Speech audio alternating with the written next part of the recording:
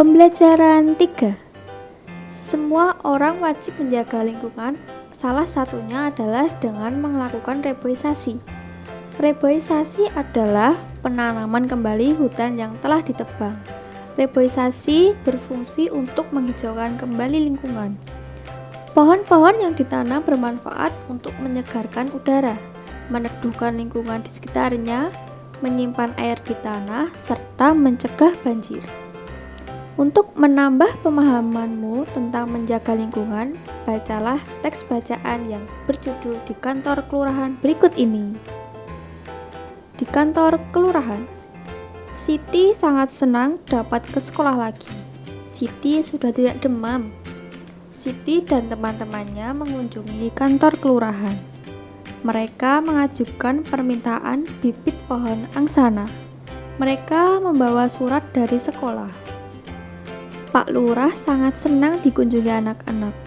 Beliau menyampaikan agar semua orang menjaga lingkungan. Lingkungan harus bersih dan hijau. Setiap anak seharusnya memiliki satu pohon untuk dirawat. Pak Lurah memberikan anak-anak beberapa bibit pohon angsana untuk ditanam.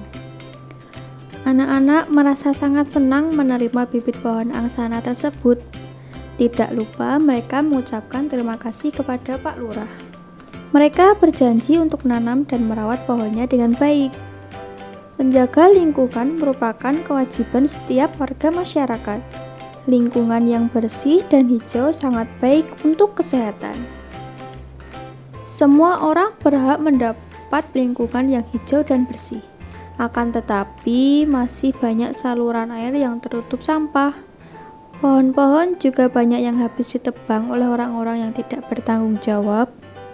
Saluran air yang tertutup sampah tentu sangat mengganggu. Saluran air bukanlah tempat sampah, melainkan tempat mengalirnya air. Jika saluran air tersebut banyak digenangi sampah, maka air tidak dapat mengalir dengan lancar. Saran mengenai saluran air yang tertutup sampah antara lain sebagai berikut. 1.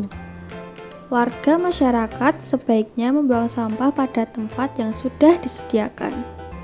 2. Sebaiknya setiap bulan sekali diadakan kegiatan gotong royong membersihkan saluran air. 3. Sebaiknya warga masyarakat mendaur ulang sampah sehingga tidak menambah jumlah sampah. 4. Setiap warga sebaiknya memiliki satu lubang sampah sehingga sampah tidak dibuang ke saluran air. Pohon-pohon yang tumbuh di lingkungan sekitar rumah menciptakan lingkungan bersih dan hijau. Namun saat ini banyak pohon yang ditebang untuk berbagai alasan. Penebangan pohon tentunya sangat memprihatinkan. Beberapa saran mengenai banyak pohon yang habis ditebang antara lain sebagai berikut. 1. Setiap warga sebaiknya tidak menebang pohon secara sembarangan. 2. Warga sebaiknya melakukan penanaman kembali atau tebang tanam daerah yang pohonnya telah ditebang. 3. Warga sebaiknya merawat pohon sehingga pohon-pohon terjaga kelestariannya. 4. Warga sebaiknya membuat dan melaksanakan program lingkungan hijau. Coba perhatikan soal cerita berikut. Pak Lurah ingin membuat wilayahnya hijau. Beliau menugaskan setiap rukun tetangga atau RT untuk menanam pohon angsana. Di wilayah itu terdapat 10 RT. Beliau menugaskan 10 RT untuk menanam. Berapa banyak bibit yang dimiliki Pak Lurah? Berapa banyak bibit yang diterima setiap RT?